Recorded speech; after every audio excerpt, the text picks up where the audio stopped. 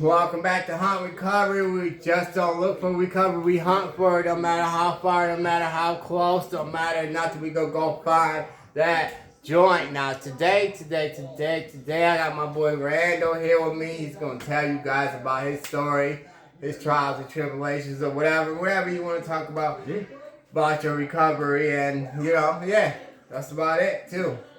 Yeah. So you just want me to start talking about it, or all right?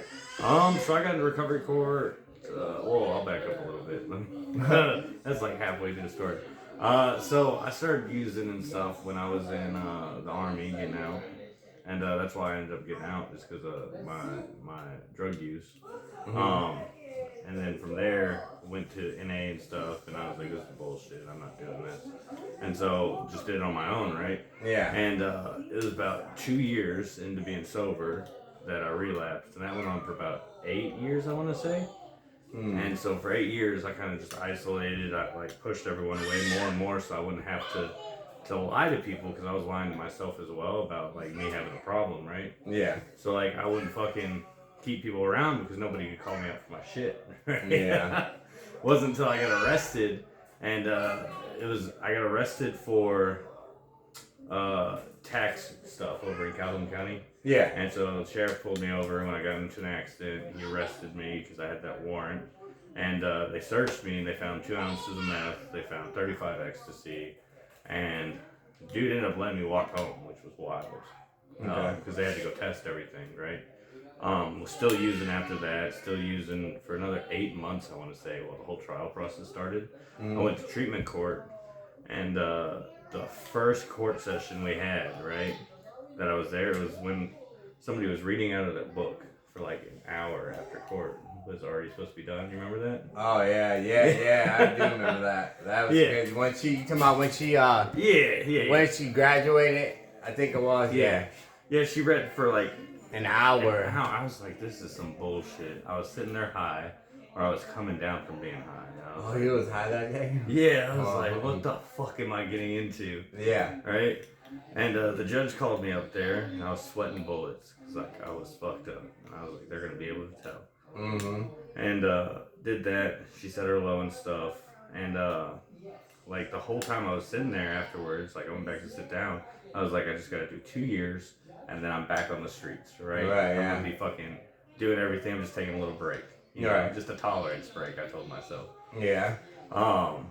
And so fucking started getting sober and stuff for it. I went to jail the very next court session because I missed IOP and I popped dirty because I was still using, right? Right, yeah. So they sent me to jail for a weekend. That fucking sucked.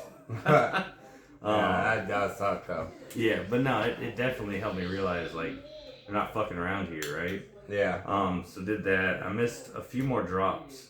And they sent me to jail again with you, right? That's where I met you at. Yeah. Because I'd seen you around in treatment court and stuff, and it was like, when did we go? Like September? Yeah, I think so. October, something like something. that. Yeah, it was like. Yeah. So I went to jail. Right? It was like every other session, a court session, I was going to jail. It felt like for like 6 weeks. So it was like 3 out of 6 when I went to jail. Yeah. Shit sucked, and it wasn't until like about 3 months into being sober, right, that I actually started thinking like, hey, getting sober isn't such a bad thing. It's like, I would get high in a closet, right? Right. So because I had my kid and stuff, I get high in the garage or in the closet when nobody was there. And so I was sitting there in the closet with my drugs and stuff, and I was just thinking like, what am I passionate about without drugs? Yeah. That was probably the hardest thing, right? Was sitting there thinking about that, because I thought like, I'm never gonna be happy again, right? Right. Yeah. That was your whole life. Like. Yeah, I spent so long just like everything revolved around drugs. When you started doing drugs? Or... So I originally first started when I was like 16 before the army, okay. Right? Yeah. So like when I got into some shit, like had some stuff happen, I went back to that coping skill that I had developed in my adolescence, right? And it's not really a coping skill, it's just pushing everything down and ignoring it, or trying to outrun all this stuff before it catches up to you. Yeah. Yeah, no. Exactly what it is too. It is. You have to, face it too. Yeah, so like that was part of the thing. I was running from all this stuff. I didn't want to face all that's why I pushed everyone away as well, because I was like, I don't have people holding me accountable. There's nobody saying like you're a drug addict. Well, my wife said that all the time. Let's be honest. Right. Well, yeah. She would say it every now and then, but she didn't really know the extent of it, because she wasn't using it and stuff.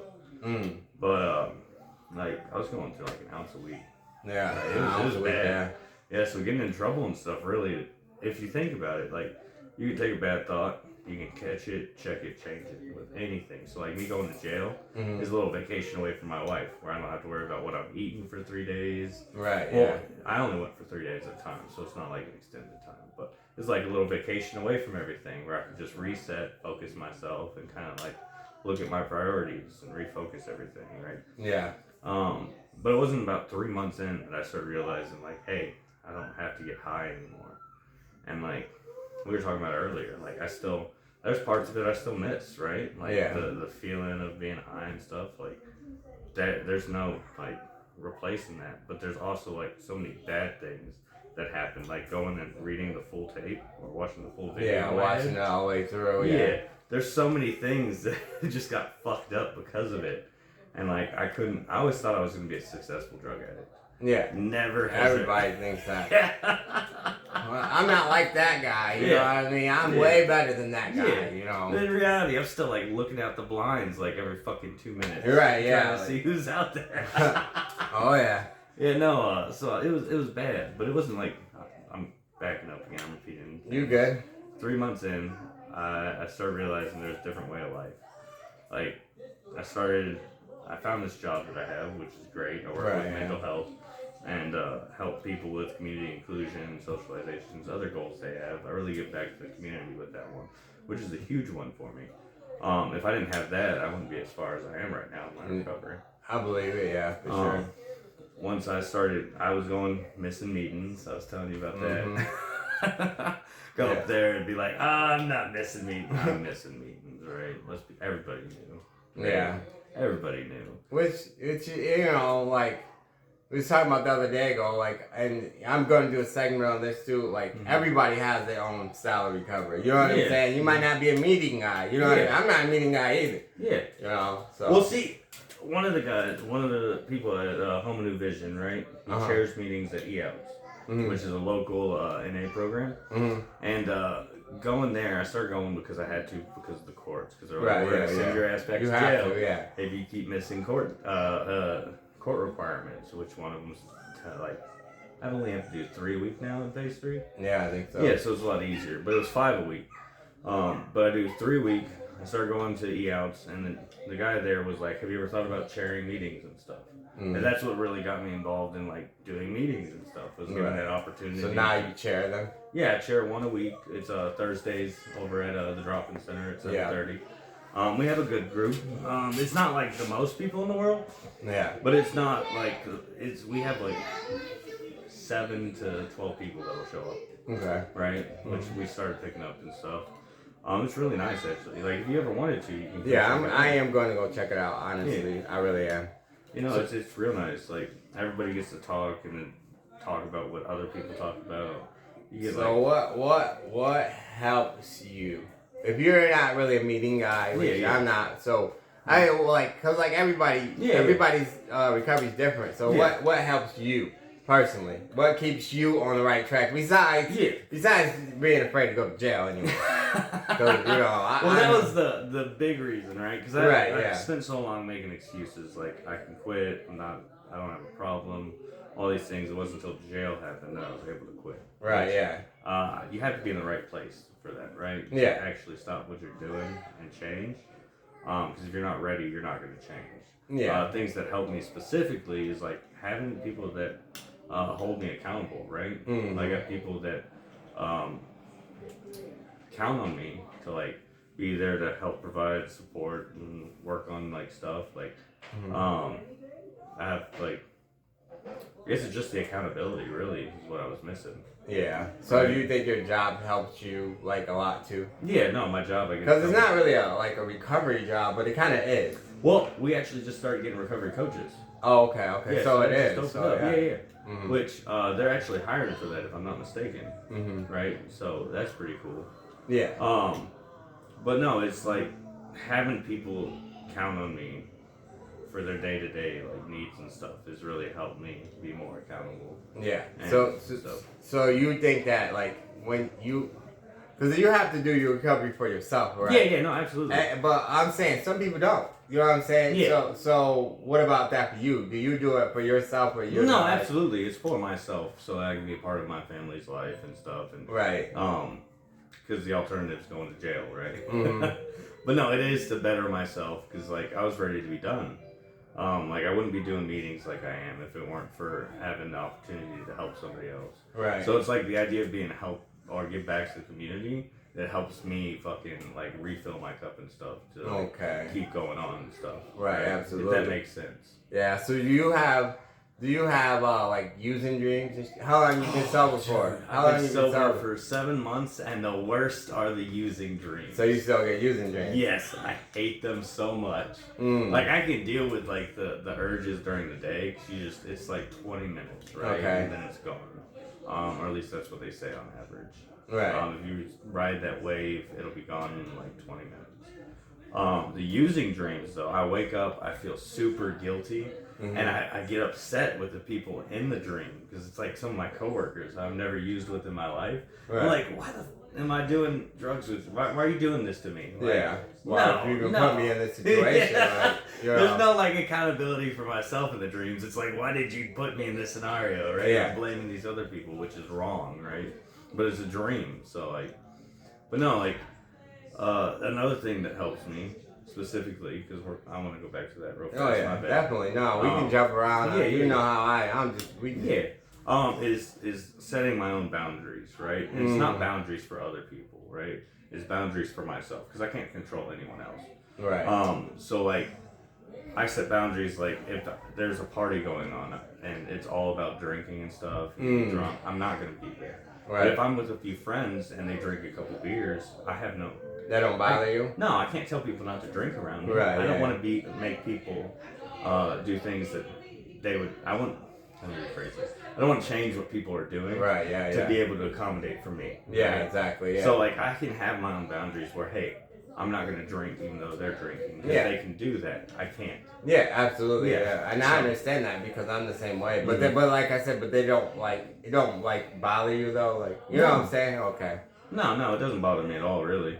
Because like, there's some people who can drink. There's some people who can, I wouldn't say successfully do drugs, but can do it on their own, right? Yeah. Which I couldn't do. Yeah. So if I go back to like drinking, I'm gonna be doing drugs again. Absolutely, yeah. So like holding that boundary for myself is something I can control. Mm-hmm. Right? Mm-hmm. I can't control what you do. I can't control what my wife does. No one. Right, but boundaries, like you said, is a good thing because you're protecting yourself and your recovery. You know what I mean? Yeah, for sure. Yeah, no, and that's something that I understand why people do it. Some people get really mad, right? When they're like, oh, this person's drinking. They know I'm sober. Like, I understand that, but at the same time, I don't. Because, like, I'm the only one who can make myself do something like that. So it's my choice. It's accountability. Yeah. So, like, who am I to get mad at somebody else for my own actions and choices? Right, yeah. Right? If I'm not happy with somebody drinking there or drinking too much or something, I can leave. That's my choice. It's not their responsibility to be sober with me. Right? So like it's kind of like differentiating like the two, right? And there's pros and cons to both, right? It depends on where you're at in your recovery. I'm pretty solid in mine. Like I'm not gonna go. I see people every day at work that are high. Not people that I work with, but people I work for. Yeah. Or help the clients. help like serve that, and stuff, right? It's the drop in. Like there's people that are like living at the shelter and stuff. They come over just to stay warm during the winter in the building. Oh yeah. So like, I'm not going to be like, oh, I can't work there. I love this job. So it's like setting those boundaries for myself and knowing like where I stand and stuff that makes me be able to go on in my day and stuff without having to change drastically everything. If that makes sense. Yeah, like absolutely. Kind of like rambling. No, that's fine, and that's what I like about it because, like I said, my goal is to like let's just tell let's bring it all out. You know what I'm saying? And so you haven't. And speaking of that, you haven't relapsed since you've been in recovery. Well, apart from like not quitting until I well, like, yeah, started, but I meant right? like actually when You you. know, I haven't. So what? Realized And that's a good question too. So what made you actually? Besides, I mean, I'm not saying going to jail because I'm asking this question too because like I was in recovery and I fell off or whatever, I relapsed and whatever, and that's when I was like, you know what? This ain't even for me. This ain't even fun anymore. It's like what? So what made you? What was your like? Your end, if that's how you want to put it. Like, you know, I don't even want this no more. Well, see, so for a long time, I was already getting tired of like doing the same things I was doing. Like I knew it was bad for me. I knew it was causing a bunch of trouble. Right. It was putting me in situations where I wasn't actually in my family's life, and it was taking away from. I wasn't stealing from people. Right. In the sense that like you normally hear, like I wasn't robbing people, but I was stealing time and money from my family that I could have spent on them, and they were hurting for it. So there's some guilt in that. But like, really, it was just wanting to be done, but having so many excuses to not do it. Yeah. Right. So like one of them was I had to keep working. So like this is the only thing that's helping me work. If I stop using, I'm gonna sleep for like 2 weeks to a month. I'm gonna feel like shit. I'm not gonna be able to make any money. We're gonna be homeless. Yeah. So that's one excuse I told myself. Right. Mm-hmm. And there's others like I don't have a problem. Right. But I knew there was. I really did. It's just I didn't have enough strength, I guess, in myself or confidence that I could stop. Yeah. So I just kept doing the same things, right? Mm-hmm. Even when I went into drug court, I didn't think I could quit. Yeah, I didn't either. I ain't gonna lie. Yeah, no, like they told me all the stuff I had to do, and I was like, this is impossible. There's no fucking way I can make it to all these appointments, all these meetings, while still like sitting in bed, like sobering up and stuff for that month I needed. Yeah, right. Which you needed, yeah. Yeah. So like, it really just turned from. I mean, the whole journey has turned from like being one fuck it away from using to it's another day that I can spend sober and not using, right? Okay. Which is what I try to look at it. Which that's what somebody at NA actually told me. One of the older guys is like, because I told him it was like one fuck it away from just people would be like 70 years sober, not 7, they'd be 70 with 50 years. Yeah, I know what you're saying. Yeah. And then they were like, I said fuck it, and I started drinking again. So like in my head, I'm one fuck it away from just being like that guy. Yeah. And I said that, and the guy was like, no, it's one more day that you can spend sober doing the right thing. True. Yeah. So basically, you just like, because a lot of like, so you take it one day at a time. You know what I mean? In a sense, yeah, but I don't think about it either. That's the thing. I kind of like, yes, I'm an addict. Yes, I have these problems. But like, I have really bad ADHD, right? And it's not the hyperactive one. It's the other side of it, where I'm ADD. No, it's ADHD, but there's hyperactive, and then there's the other side of it, which is like you're forgetful, your executive function in your brain is not right. So like doing things is you come off as lazy. Okay. Right. But I can't think of the name of it. Yeah, it's all right. But you know, it's something that helps me right now because like if I don't think about it, the object permanence of things doesn't exist in my brain. So unless I see something every day, it doesn't exist anymore. That's why if I set my wallet down, I lose my wallet because I don't see it again. Okay. Right? And then I forget that I even have one. Then next thing I know, it's like a month later, I'm like, where'd I put my wallet a month ago? Right. So the same thing applies with the drugs. As long as I'm not seeing them, right? I forget those memories I have in a sense. So it's kind of like it's a good thing then. Yeah, tool. it's helping you. Yeah. Yeah, because I'm not sitting there thinking every day like, hey, not romanticizing you. No. Yeah. When I do remember, it sucks. Right. It really does. Yeah. It's not. It's not something that's like strong enough to make me go out and start using again, right? Yeah. But it does get hard sometimes, like remembering like all those things, right? Yeah. If that makes sense. And it's kind of hard to explain without the right words. No, I get what you're saying. Yeah. So I'm gonna ask you one thing because you was in the army, military, right? So do you think?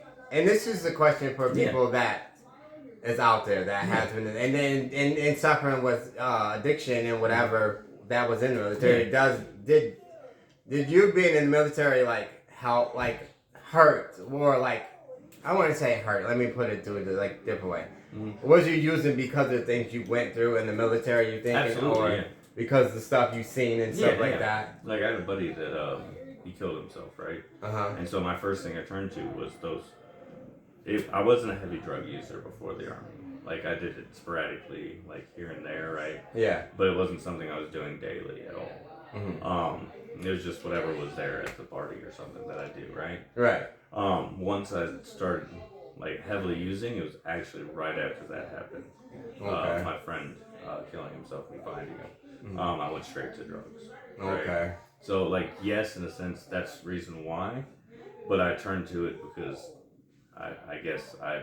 Just trying to numb it. Yeah, exactly. Trying to numb it. Yeah. So, what do you think? How do you like take counseling or something now? Or? No, absolutely.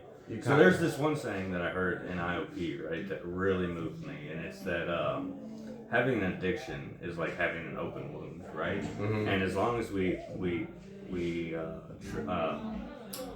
as long as we use drugs, right? We give into that addiction. We're scratching at the wound, right? Yeah. And when you scratch a wound, it can't heal. But treating the mental health that's behind the addiction, that's what allows it to fully heal. When we feel the pain of the wound, we actually truly allow it to heal. Absolutely. So you have to talk about it, and talk about what happened, and all. And you know, and it's crazy because like you didn't want to talk. You probably didn't want to talk. No, about it. absolutely not. I thought that was super like. Talking about feelings and stuff, like in the army, like you don't do that. And this is okay. And this is a good question I want to ask you. Yeah. What do you think is the worst part about recovery? The worst part about recovery.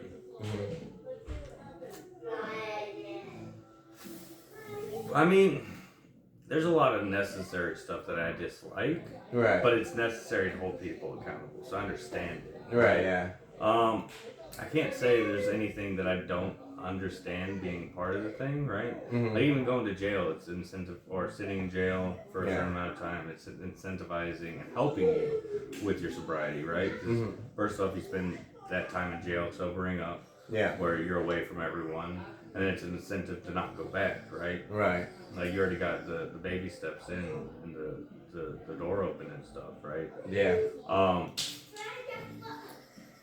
I'm trying to think of like the hardest part or the thing I dislike the most. Or the hardest, it's the same. You know what I mean? Cause like the only reason I'm asking because I've been saying for like I ask people this because like it's a different for different people, but for me like what my example for me like the hardest part for me is all the emotions. You know what I mean? Because I've been buried so many emotions for so long. Absolutely. So you're absolutely right. That's the shittiest part. But also, like, at the same time, it's really relieving to actually get rid of some of that weight and stuff. So, like, there's this guy who's a Delta Force operator, right? Super famous. His name's John McPhee. John Shrek McPhee is his call sign, right? Shrek. Okay. And this dude's, like, giant of a man. He's like, he's 6 foot something, right? He's 280 pounds. This guy was talking about how like he had an addiction to pain pills when he got out. Okay. Right? Because there was a lot of stuff weighing him down. He's like, it doesn't matter how big you are, right? You can push down as much as you can, right? But eventually it's gonna weigh you down. And you can be like the strongest guy in the world, right? But it's gonna take its toll. And he's like, you just have to forgive and forget. Like if you can't forgive it, then forget it. If you can't forget it, forgive it. Absolutely. And just move on, right? Because weighing you down and stuff, it's taken away from the opportunities you have. Yeah. Some stuff that's important in life, right? Yeah. So like being able to get through all, to answer your question about that. You're good. The mental like stuff that I pushed down and all that stuff, like reliving that, trying to heal from that has been the most difficult. Yeah. I don't dislike it though, because it does need to heal and stuff for me to move on. Absolutely, and that's the big. I'm not saying like. Yeah. I'm not saying like I don't. I'm just saying like just because it's all new. Yeah. You know what I mean? I mean, I'm not even talking about the bad ones. I'm talking about being happy, being excited. You know what I'm saying? Those are things that like I never really felt before. You know what I'm saying? Like I was like a brick wall. Like no feelings, no emotions. You know what I'm saying? And now it's like it's all flowing in. You know what I'm saying? You know what? That reminds me actually. So like, I take it back. So the most frustrating part about recovery is like, for example, my wife, right? For years and years, she got away with everything. Like, I just didn't care. Right, yeah. I was like, fuck it, do whatever you want. I don't care. Just let me do my thing. Mm-hmm. If it makes you happy, then fine. Now, trying to reestablish those boundaries and like, hey, this isn't okay, right? Mm-hmm. It's you get pushback and stuff because for so long it's just been the status quo of like, whatever makes you happy, I don't care. Right, yeah. So yeah, I guess that's the worst part for me. Yeah, yeah. And it's like relearning, you know what I'm saying? Yeah. And not even just for you, though. Yeah. It's for the people that love you, too. Yeah. You know what I mean? Because honestly, you're a different person. You know what I'm saying? And they don't really know that person. Yeah. And I understand that, too, because I said the same thing about my fiance. You know what I'm saying? I'm a totally different person. Yeah. You know what I'm saying? Like what even my kids. Yeah. You know, like, and so I understand that for sure. It's crazy. You know, like getting sober and stuff, like when I was high, if I got fucked over, right? Like I'm gonna be upset, right? But if it's where I'm getting my drugs from, right? Yeah. If that guy fucks me over, like I'm gonna be back there the next day because that's the only person I knew. Right. So it's kind of like, it's what happens. It's what I processed it as. Mm-hmm. So like now being sober and stuff, like if people screw me, I'll get pissed. Yeah. I'm ready to fight now, right? So it's like I went from being a doormat, right, in my addiction, just so I could keep continuing that addiction, to like standing up for myself and stuff, and like that's a big change. Like relearning all that stuff. It's, you know, and I understand that too, though, because I can agree and I can sympathize with that because like I was kind of the same way. You know what I'm saying? Like I used to be like, and I'm not saying I'm not a nice guy now, but when I was doing drugs and dealing drugs and do all that stuff, I mean I was just like, you know, giving people like, oh yeah, here you go, here you go. But now, especially now that I'm not like doing criminal activity, especially like with the budgeting and shit, like bro, I got a budget and I'm like, I'm not used to budgeting, and I'm like, what the heck is this stuff going on? Because I'm like, wow, okay, now I gotta think about bills. Now I gotta, you know what I'm saying? Before I was like, just gonna go hit the block or something and come back with $200 whatever dollars or whatever the case may be. But now it's just like, wow, you know what I'm saying? It's totally different now. No, absolutely. Yeah, so it's like, I don't understand it. And I'm not even gonna lie, sometimes I get upset, you know what I mean? And I'm like, why do I have to like go buy this stuff or go do this? You know, and it goes back to the same thing of like, it's so easy to fall back into some old habits. You know what I'm saying? And it's crazy, but hey, you know, it is what it is. Yeah. But like you said, though, you get stronger and stuff like that. Yeah, no, every day it's not that it gets easier. Like my favorite thing that people say, right? Well, my least favorite turns into my favorite. If that makes sense. So I hate when people say time heals all wounds. I completely disagree with that. It always used to piss me off. Yeah. But over time, my viewpoint on that has changed. Just like my perspective of like what made me hate it, right? So like my best friend killing himself, he's like a brother.